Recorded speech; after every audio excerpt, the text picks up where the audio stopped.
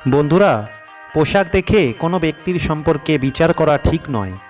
কেননা পোশাকে নয়, মানুষের পরিচয় তার জ্ঞান, ব্যবহার, আচার আচরণে। অনেক দিন আগের কথা, বনে এক সন্ন্যাসী থাকতেন।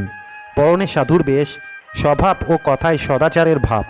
চেহারায় এতটাই পুণ্যের ভাব ছিল যে কোনো ব্যক্তি তার দ্বারা প্রভাবিত না হয়ে থাকতে পারত না। একদিন এক ব্যক্তি শহর থেকে ঘুরতে এসে বনের ওই পথ দিয়েই হেঁটে যাচ্ছিলেন।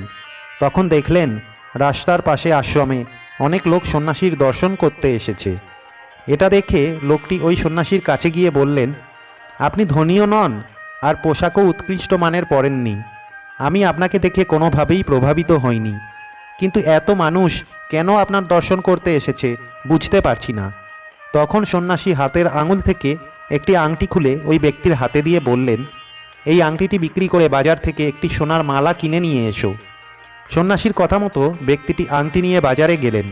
সব দোকানে গিয়ে আংটির বদলে একটি সোনার মালা চাইলেন, কিন্তু দোকানদাররা ওই আংটির পরিবর্তে সোনার মালা তো দূরের কথা, পিতলের এক টুকরো দিতে কেউ রাজি হলো না।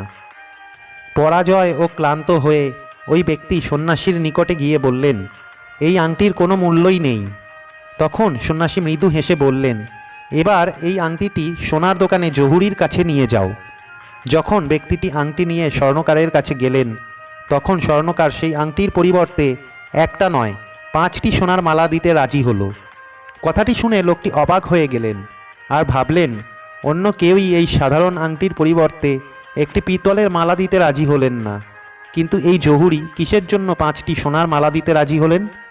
তখন লোকটি পুনরায় সন্ন্যাসীর কাছে ফিরে সব কথা খুলে বললেন। তখন সন্ন্যাসী ওই ব্যক্তিকে বললেন, সব জিনিস বাইরে থেকে যেমন দেখা যায় ভেতরটা তেমন নয়। এটা কোনো সাধারণ আংটি নয়, এটা হীরের আংটি, যা চেনার ক্ষমতা একজন জহুরিরই আছে, আর সেই জন্য সে তোমাকে 5টি সোনার মালা দিতে রাজি হয়েছিল। ঠিক সেই রকম আমার বেশ পোশাক দেখে তুমি হয়তো প্রভাবিত হওনি, কিন্তু জ্ঞানের প্রকাশ মানুষকে আমার দিকে আকৃষ্ট করে। সন্ন্যাসীর এই কথাগুলি শুনে লোকটি খুবই লজ্জিত হয়ে গেলেন আর তার কাছে বারবার ক্ষমা চাইতে লাগলেন।